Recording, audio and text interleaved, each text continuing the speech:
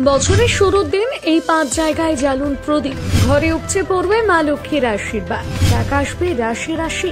এদিন ঘরের কোথায় জ্বালাবেন প্রদীপ জেনে নিন। যে ব্যক্তি সত্যিকারের ভক্তি সহ দেবী লক্ষ্মীর আরাধনা করেন তার জীবনে কখনো অর্থের অভাব হয় না। তবে আর্থিক অভাব দূর করতে শাস্ত্রে এমন অনেক প্রতিকারের কথা বলা হয়েছে যা ঘরে সুখ সমৃদ্ধি নিয়ে আসে এবং মানুষ সমস্ত বৈষয়িক আরাম আয়েশ পায়। তাই নববর্ষের প্রথম দিনে দেবী লক্ষ্মীকে খুশি করতে এবং তার আশীর্বাদ পেতে অনেক ছোট ছোট একেবারে ঘরোয়া কাজ করার নির্দেশ দেন জ্যোতিষজ্ঞরা।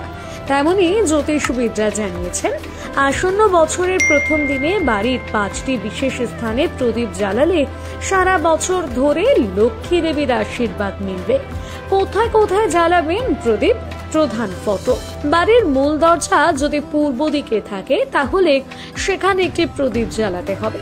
উত্তর পূর্ব দিক, জ্যোতিষীরা বলছে ঈশান কোণে অর্থাৎ উত্তর পূর্ব কোণে প্রদীপ জ্বালালে মা লক্ষ্মীর আশীর্বাদ বর্ষিত হয়, তাই এদিকে প্রদীপ জ্বালানো অত্যন্ত শুভ। পূর্বপুরুষদের দিকে, বছরের প্রথম দিনে দক্ষিণ দিকে পূর্বপুরুষের নামে 4মুখী প্রদীপ জ্বালানো অত্যন্ত শুভ।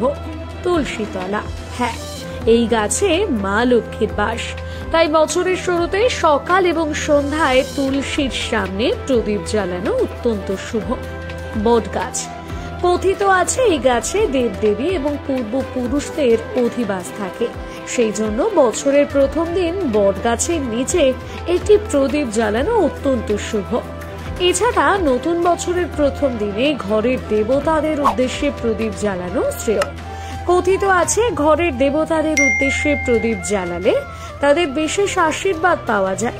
এছাড়া এতে জীবনে সুখ সমৃদ্ধি ও শান্তি বজায় থাকে। তবে কেউ যদি এই ধরনের স্থানগুলিতে প্রদীপ জ্বালাতে না পারেন তবে ঘরের যে কোনো একটি কোণ যেখানে অন্ধকার রয়েছে সেখানে প্রদীপ জ্বালাতে পারেন। এতে নেগেটিভ শক্তি দূর হয়ে ঘরে পজিটিভ শক্তির প্রবাহ বাড়বে। তাই ঘরে সব সময় একটি প্রদীপ জ্বালানো উচিত।